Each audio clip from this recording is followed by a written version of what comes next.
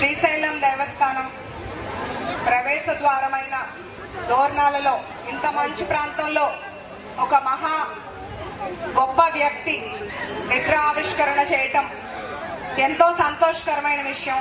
సినీ నటుడిగా ఇంకోవైపు ప్రజానాయకుడిగా ఒకే జీవితంలో రెండు చరిత్రలు సృష్టించారు. సంక్షేమం ప్రవేశపెట్టింది తెలుగుదేశం పార్టీ, అభివృద్ధి చేసి చూపించింది తెలుగుదేశం పార్టీ, సంస్కరణ తీసుకొచ్చింది తెలుగుదేశం పార్టీ, మహిళలకి ఆస్తిలో సమాన హక్కు వారి ఇంటి నుండే మొదలుపెట్టి స్థానిక సంస్థల్లో రిజర్వేషన్ కల్పించింది తెలుగుదేశం పార్టీ, చదువుకున్న వాళ్ళని రాజకీయాల్లోకి తీసుకొచ్చింది తెలుగుదేశం పార్టీ, వెనుకబడిన వారికి ప్రాతినిధ్యం ఇచ్చింది తెలుగుదేశం పార్టీ. ఇలా కొన్ని సిద్ధాంతాలతో పార్టీని స్థాపించి ఎన్నో మంచి కార్యక్రమాలు చేపట్టారు.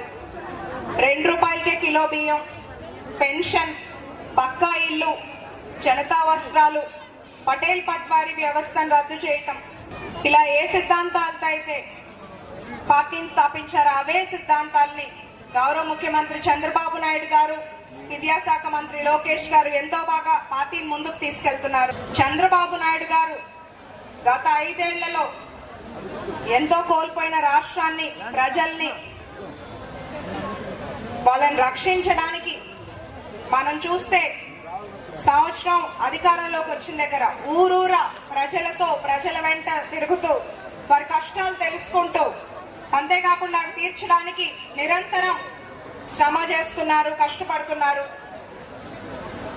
చంద్రబాబు నాయుడు గారి ఆలోచన విధానం ఎలా ఉంటుందంటే, ప్రజలకి సంక్షేమం ఇచ్చాం, ఏదో సబ్సిడీ చేశాం, ఉచితంగా ఇచ్చామన్నట్టు కాకుండా ప్రతి ఒక్క కుటుంబం ఆర్థికంగా నిలబడాలి, వాళ్ళ జీవన ప్రమాణాలు మెరుగవ్వాలి అనే విధంగా వారు ఆలోచన చేస్తారు.